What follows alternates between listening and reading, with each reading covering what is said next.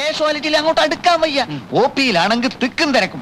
നമ്മുടെ നാട്ടിൽ ഇത്രയും രോഗികളുണ്ടെന്ന് ഇപ്പോഴല്ലേ മനസ്സിലാവുന്നത്. അമ്മായി ഒന്ന് വന്ന് കാണണം, അന്തം വിട്ടുപോകും. ഞാൻ ഇത്തവണ ഒരു ടെക്നിക്ക് ആലോചിച്ചമ്മാവ. ഡോക്ടർ ആരായിരുന്നാലും അയാൾ സുന്ദരനായിരിക്കണം. എന്താ കാര്യം? സ്ത്രീ രോഗികളുടെ തിരക്ക് കൂടും. അതുപോലെ സംഭവിച്ചു. 99% രോഗികളും സ്ത്രീകളാണ്. എങ്ങനെയുണ്ട് എന്റെ ടെക്നിക്ക്? നിന്റെ ആ ടെക്നിക്ക് നന്നായിട്ടുണ്ട്. ആ ഊമക്കത്തുകാരൻ ഇതൊക്കെ നന്ദിനെ എഴുതി അറിയിച്ചിരുന്നെങ്കിൽ. ഓ, അതൊന്നും സാരമില്ല മഹാദേവ. ഞാൻ പറഞ്ഞ മറ്റേ ടെക്നിക്ക് ഉണ്ട്. അതേത് ടെക്നിക്ക്? പ്രമാണത്തിൽ ഒപ്പിട്ട എന്റെ ഫോട്ടോസ്റ്റാറ്റ് കോപ്പി ലണ്ടനിലേക്ക് അയക്കുന്ന ടെക്നിക്ക്. ഓ, ആ ടെക്നിക്ക്. പ്രമാണം എടുക്കട്ടെ? എടുത്തോളൂ. അയ്യോ അമ്മാവ തോലച്ചു. സൂര്യൻ അസ്തമിച്ചു പോയില്ലേ? ഇനി ശുഭകാര്യങ്ങൾ ചെയ്യാൻ പാടില്ലല്ലോ. ഞാൻ പോയി വിളക്ക് കത്തിക്കട്ടെ. ഓ, എന്നാലും എന്റെ സൂര്യ.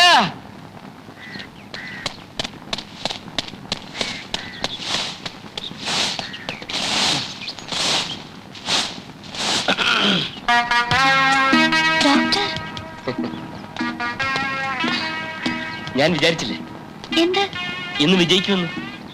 മനസ്സിലായില്ല. കാലത്തോടുന്നു എന്നുള്ള വ്യാജേനെ നിർമ്മലയുടെ വീടൊന്ന് കണ്ടുപിടിക്കാൻ വേണ്ടി 4-5 ദിവസമായിട്ട് ഈ ഏരിയ മുഴുവൻ ഞാൻ കവർ ചെയ്തോണ്ടിരിക്കുക. ഈ റോബർട്ട് ബ്രൂസിന്റെ കഥ കേട്ടിട്ടുണ്ട്. 7 തവണ തോറ്റിട്ടും പിന്മാറാതെ 8ാം തവണ യുദ്ധം ജയിച്ച രാജാവിന്റെ കഥ.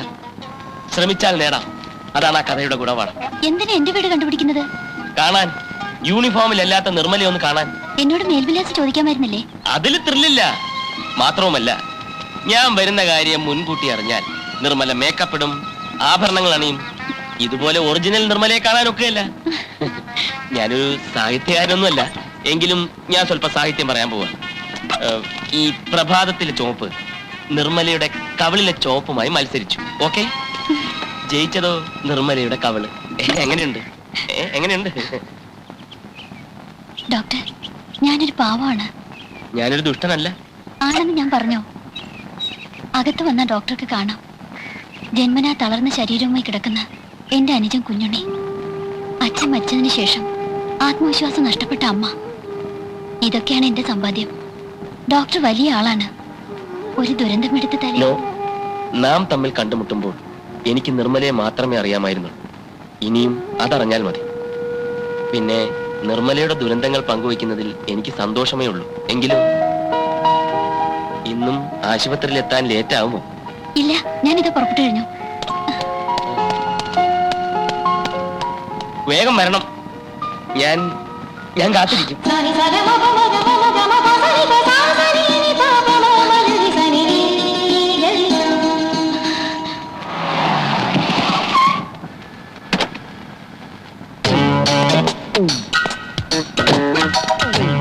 Good morning doctor. Good morning. ഇന്ന് ഡോക്ടറെ വിളിക്കാൻ ഞാൻ തന്നെ വന്നേക്കാമെന്ന് കരുതി. നിൽക്കൂ, ഞാൻ മുറിയൊക്കെ ഒന്ന് കാണട്ടെ. സൗകര്യങ്ങളൊക്കെ ഉണ്ടോ നോക്കണമല്ലോ. എങ്ങനെയുണ്ട് മുറി? മുറിയൊക്കെ വളരെ ബോറാണ്. ഞാൻ വേറെ വീട് നോക്കാൻ പോകും. ആ അയ്മുട്ടി പറഞ്ഞ പൈസ എളുപ്പം കിട്ടിയിരുന്നെങ്കിൽ നല്ലൊരു വീടിന് അഡ്വാൻസ് കൊടുക്കായിരുന്നു. ഇവിടെ അങ്ങനെ കുഴപ്പമൊന്നും കാണുന്നില്ലല്ലോ ഡോക്ടർ. എങ്കിൽ നിങ്ങൾ ഇവിടെ ഒന്ന് താമസിച്ചോ, ഞാൻ നിങ്ങളെ വീട്ടിൽ പോയി താമസിക്കാം. ഡോക്ടർ ആളിത്തിരി ചൂടനാണല്ലേ? ഇത്തിരിയല്ലേ, നല്ല ചൂടൻ. പക്ഷെ സത്യം പറയണമല്ലോ, രോഗികൾക്ക് ഡോക്ടറെ ഭയങ്കര മതിപ്പാണ്. നിങ്ങളുടെ ആശുപത്രിയിൽ കൊള്ളാവുന്ന ഒരു ഡോക്ടർ വരുന്നത് ആദ്യമായിട്ടായിരിക്കും. എന്നെ പറ്റി ഡോക്ടറുടെ അഭിപ്രായം എന്താണ്? നല്ല അഭിപ്രായം. എന്തായാലും ആശുപത്രി പൂരപ്പറമ്പാക്കിയ പാർട്ടിയല്ലേ. ഡോക്ടർ അത് ഇപ്പോഴും മനസ്സിന് കളഞ്ഞില്ല അല്ലേ? എന്തായാലും ഡോക്ടറുടെ വരാൻ കാരണക്കാരൻ ഞാനാണ് എന്നുള്ളതിന്റെ ക്രെഡിറ്റ് എങ്കിലും എനിക്ക് തന്നൂടെ? പിന്നെ എന്റെ ആശുപത്രി നടത്തിപ്പ് ഞാൻ മിടുക്കലാണ് ഡോക്ടർ. ഡോക്ടറുടെ കയ്യിൽ ലെറ്റർ പാഡ് ഉണ്ട്. എന്തിന്? ഞാനൊരു അഡ്രസ് തരാം. ഡോക്ടറുടെ ലെറ്റർ പാഡിൽ മഹാദേവൻ തമ്പി, അതായത് ഞാൻ ബഹുമിടുക്കനാണ് എന്ന് എഴുതി ഈ അഡ്രസ്സിൽ അയച്ചാൽ നന്നായിരുന്നു. മിസ് നന്ദിനി തമ്പി. ആരായത്? എന്റെ കാമുകയാണ്. അമ്മാവന്റെ മകളാണ്. ലണ്ടനിൽ പഠിക്കുക. ചെറുപ്പം തൊട്ടുള്ള എന്റെ ഒരു മോഹമാണ്.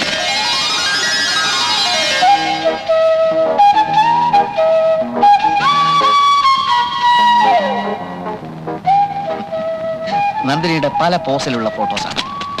ഡോക്ടറെ പറ്റി അവൾ അറിഞ്ഞിട്ടുണ്ട്. ഡോക്ടർ എന്നെ പറ്റി 2 നല്ല വാക്ക് എഴുതിയാൽ അവൾക്കത് വലിയ സന്തോഷമായിരിക്കും. നിങ്ങൾക്ക് വട്ടുണ്ടോ? എന്റെ അറിവിലില്ല. പരിശോധിക്കാം. എന്താ അങ്ങനെ തോന്നാൻ? അല്ലെങ്കിൽ ഒരു പരിചയമില്ലാത്ത ഒരാൾക്ക് കത്തെഴുതാൻ നിങ്ങൾ എന്നോട് ആവശ്യപ്പെടും. ഡോക്ടർക്ക് വട്ടുണ്ടോന്നാ ഇപ്പൊ എന്റെ സംശയം. ഗാന്ധിജി ശ്രീനാരായണ ഗുരുവിന് കത്തെഴുതുമ്പോൾ അവർ തമ്മിൽ പരിചയപ്പെട്ടിട്ടുണ്ടായിരുന്നില്ല. പരിചയമില്ലാത്തവർ തമ്മിൽ പരിചയപ്പെടാനുള്ള മാധ്യമമാണ് കത്ത്. നന്ദിനിക്ക് ഒന്ന് എഴുതിക്കൂടെ? നിങ്ങൾ വരുന്നുണ്ടോ? പൂട്ടല്ലേ?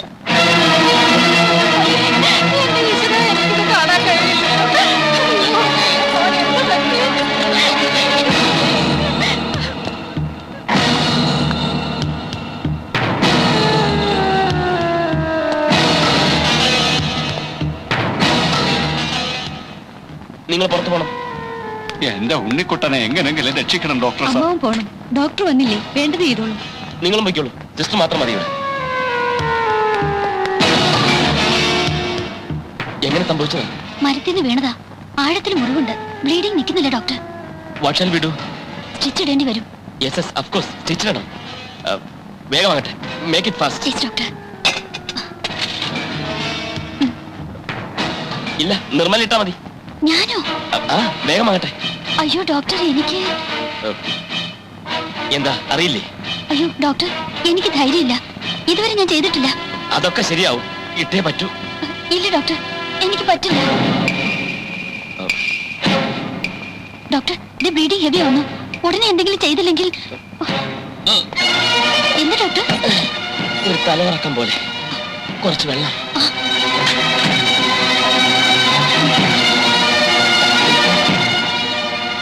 എന്റെ കൈ വിറയ്ക്കുന്നു. ചിലപ്പോഴൊക്കെ ഇങ്ങനെയാ. ഒരുപാട് രക്തം കാണുമ്പോൾ തല ചുറ്റും. ഒരു ഡോക്ടർക്ക് ഇത് ഉണ്ടാകാൻ പാടില്ലാത്തതാണ്. അടുത്ത കാലത്ത് ഇങ്ങനെ ഇല്ലായിരുന്നു. ഇപ്പൊ വീണ്ടും തുടങ്ങി. അത് കാര്യം വെക്കണ്ട. പേഷ്യന്റിനെ രക്ഷിച്ച പറ്റൂ. നിർമ്മല ചിച്ചിട്ടുള്ളൂ.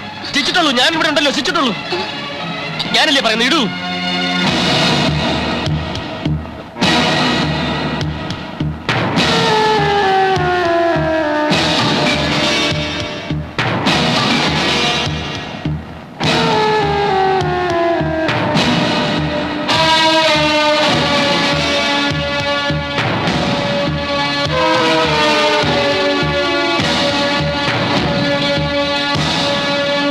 അമ്മാവൻ ഒന്നുകൊണ്ട് വിഷമിക്കണ്ട. മിടുമിടുക്ക ഡോക്ടറാണ്.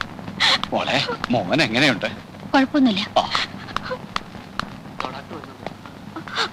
എന്റെ ഉണ്ണിക്കുട്ടനെ രക്ഷിച്ച ഡോക്ടർ എന്റെ ദൈവമാണ്.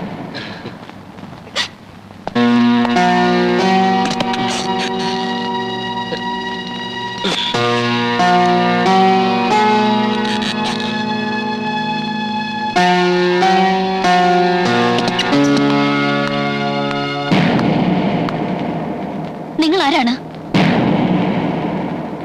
എന്താ നാവിറങ്ങിപ്പോയോ? പറയണം, ആരാണ് നിങ്ങൾ? എനിക്ക് എന്തൊക്കെയാണ് സംഭവിച്ചതെന്ന് എനിക്കറിയില്ല. എനിക്കറിയാം. സംഭവിച്ചത് എന്താണെന്ന് എനിക്കറിയാം. നിങ്ങളൊരു ഡോക്ടർ അല്ല. കോന്നി ഹോസ്പിറ്റലിലെ നഴ്സിനെ ഒറ്റ വർഷം കൊണ്ട് ഡോക്ടറാക്കിയ കഥ കേട്ടപ്പോ തന്നെ എനിക്ക് സംശയം ഉണ്ടായിരുന്നു. ഇല്ലാത്ത മരുന്നിന്റെ പേരെഴുതിയത് എന്റെ അറിവില്ലായ്മയാണെന്ന് സൂചിപ്പിച്ചപ്പോഴും, ആ മരുന്നില്ലെങ്കിൽ അൾസറിനും വാദത്തിനും ഒക്കെ എനിക്കറിയാവുന്ന മരുന്നുകൾ കൊടുത്തോളൂ എന്ന് പറഞ്ഞപ്പോഴും ഞാൻ സംശയിച്ചിരുന്നു. നിർമ്മല എന്നെ തെറ്റിദ്ധരിക്കുകയാണ്. എന്റെ സഹായം കിട്ടാൻ വേണ്ടി പല രീതിയിൽ നിങ്ങൾ അഭിനയിച്ചു. ഞാനൊരു വീട്ടിൽ അടുത്തറിയും മുമ്പ് ഞാൻ നിങ്ങളോട് അടുത്തു. You are a cheat.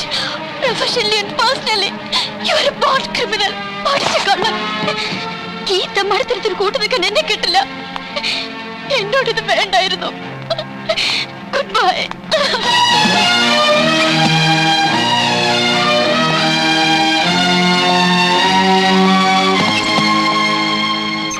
നമസ്കാരം ഡോക്ടർ. നമസ്കാരം. നമസ്കാരം സാർ. നമസ്കാരം. നമസ്കാരം. നമസ്കാരം sir. Good morning sir. Good morning doctor. Good morning sir. നമസ്കാരം സാർ. നമസ്കാരം ഡോക്ടർ മറക്കില്ല. ഡോക്ടർ ഒരു കാലത്ത് ഞങ്ങൾ മറക്കില്ല. കിടക്കാത്ത ആശുപത്രികളും ചികിത്സിക്കാത്ത ഡോക്ടർമാരും ഇല്ലായിരുന്നു. ഡോക്ടർ എനിക്ക് പുനർജന്മം തന്നു. ഡോക്ടർ ദൈവം രക്ഷിക്കട്ടെ. അതെ അതെ. God heels but doctor takes the fees എന്നാണല്ലോ. വരട്ടെ. ശരി സാർ.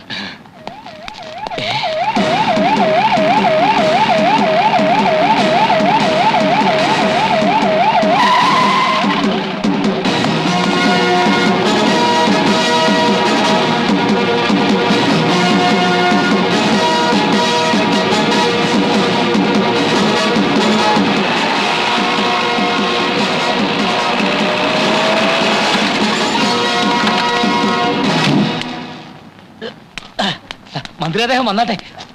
വന്നാട്ടെ. അയ്യോ, ഇതെന്ത് പറ്റി? ഇതാ ഞങ്ങളുടെ doctor Rajagopal, MBBS MD. Doctor എന്താ കൈ ഇങ്ങനെ? അത് ഈ ഫിസിയോതെറാപ്പിയുടെ റിസർച്ചിന് വേണ്ടി കൈ സൺറൈസിൽ കാണിച്ചുള്ള എക്സർസൈസ്. കണ്ടോ മിടുമിടുക്കനാ. എപ്പോ നോക്കിയാലും റിസർച്ചാ. അറിയാമല്ലോ, പൊതുമരാമത്ത് മന്ത്രി. ഞങ്ങള് സുഹൃത്തുക്കളാ. വീട്ടിൽ വന്നപ്പോ ഞങ്ങോട്ട് കൂട്ടിക്കൊണ്ട് വന്നതാ. ഡോക്ടറെ ഞാൻ എവിടെയോ കണ്ടതുപോലെ തോന്നുന്നു. ഞാൻ കോന്നിയിലുണ്ടായിരുന്നു, ചുനക്കരയിലുണ്ടായിരുന്നു, പിന്നെ അഴിക്കോടുണ്ടായിരുന്നു. അതല്ല, വേറെ നല്ല പരിചയമുള്ളതുപോലെ.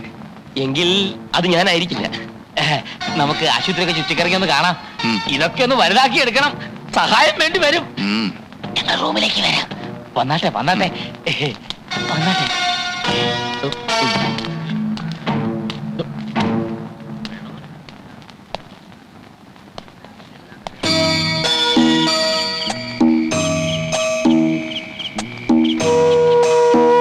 കഴിക്ക് മോനെ, കഴിക്ക്, അല്ലെങ്കിൽ ചേച്ചിക്ക് ദേഷ്യം വരും. കഴിക്ക്. ആ അമ്മ ഇത് കണ്ടോ? ഈ കുഞ്ഞുണ്ണി കഴിക്കുന്നില്ല. കഴിക്കും മോനെ. അമ്മയ്ക്ക് ഇനി കഞ്ഞി വേണോ? വേണ്ട, മോള് കഴിച്ചോ. ഞാൻ പിന്നെ കഴിച്ചോളാം.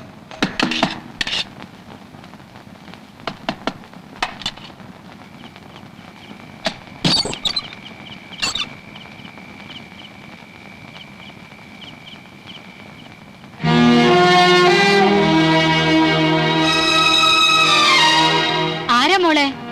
അത് ആശുപത്രിന്ന് അമ്മേ. എന്ത് വേണം? ഒന്നും വേണ്ടിയിട്ടല്ല. സിസ്റ്റർ പോകുന്നതിന് ശേഷം ഞാനും ഇറങ്ങി. എവിടേക്കാ പോകണ്ടെന്ന് അറിയില്ലല്ലോ. എല്ലാവരുടെയും മുമ്പിൽ വെച്ച് പോലീസ് കൊണ്ടുപോകുന്നത് താങ്ങാനാവില്ല. ഞാൻ ആശുപത്രിയുടെ വെളിയിൽ നിന്ന് നോക്കിയായിരുന്നു. ഇതുവരെ ആരും വന്നില്ല. അത്രയെങ്കിലും കരുണ കാട്ടിയല്ലോ, നന്ദി. ഇത് പറയാനാണോ ഇപ്പൊ ഇങ്ങോട്ട് വന്നത്? അല്ല, നിർമ്മല ചോദിച്ച ചോദ്യത്തിന് നിർമ്മല തന്നെ ഉത്തരം കണ്ടെത്തിയല്ലോ. പഠിച്ച കള്ളൻ, ബോൺ ക്രിമിനൽ. ശരിയാണ്, ഒക്കെ ശരിയാണ്. എങ്കിൽ പിന്നെ വേറെ എന്ത് കാര്യം പറയാനാണ് ഈ രാത്രി ഇവിടെ വന്ന് ശല്യം ചെയ്യുന്നത്? ജീവിക്കാൻ മറ്റു വഴിയില്ലാതായപ്പോ ഈ തട്ടിപ്പ് ചെയ്തു പോയതാണെന്ന് ന്യായീകരിക്കാൻ വന്നതാണോ? അവനെ കണ്ടോ? എന്റെ കൂടെ പിറന്നതാ. 6 കൊല്ലമായി കിടക്കുന്ന കിടപ്പാണ്. ബോംബെയിൽ ഒരു ന്യൂറോ സർജനെ കാണിക്കാൻ വേണ്ടി പല ഡോക്ടർമാരും പറഞ്ഞു. സാധിച്ചില്ല, പണമില്ലാത്തതുകൊണ്ട്. പണമുണ്ടാക്കാൻ വേണ്ടി എനിക്കും വഴിവിട്ട് വല്ലതും ചെയ്യാമായിരുന്നു. എന്നിട്ടിതുപോലെ ന്യായീകരിച്ചാൽ മതിയല്ലോ. ഇല്ല, ഒന്നും ഞാൻ ന്യായീകരിക്കുന്നില്ല. ചിലപ്പോ ജന്മനാ തന്നെ എന്നിലൊരു കള്ളൻ ഒളിച്ചിരുന്നിട്ടുണ്ടാവണം. പക്ഷേ ഒന്ന് മനസ്സിലാക്കണം, എന്റെ വിജയം, എന്റെ നിലനിൽപ്പ്, അതിനുവേണ്ടി ഒന്നും ഞാൻ ഇതുവരെ ചെയ്തിട്ടില്ല. 4-5 മനുഷ്യാത്മാക്കളെ ഒരു കൂട്ട മരണത്തിൽ നിന്ന് രക്ഷിക്കാൻ മറ്റൊരു വഴിയും എന്റെ തലച്ചോറിൽ തോന്നിയില്ല. അതുകൊണ്ട് മാത്രം. കുറച്ച് പണം, അത് കിട്ടുന്നത് വരെ നിൽക്കാനായിരുന്നു ഉദ്ദേശം. ഇനി വേണ്ട. നിർമ്മല ആശുപത്രിയിൽ പോകണം. ഇനി എന്റെ ശല്യം ഉണ്ടാവില്ല. ചിലപ്പോ ഇനി ഒരിക്കലും നമ്മൾ തമ്മിൽ കാണില്ല.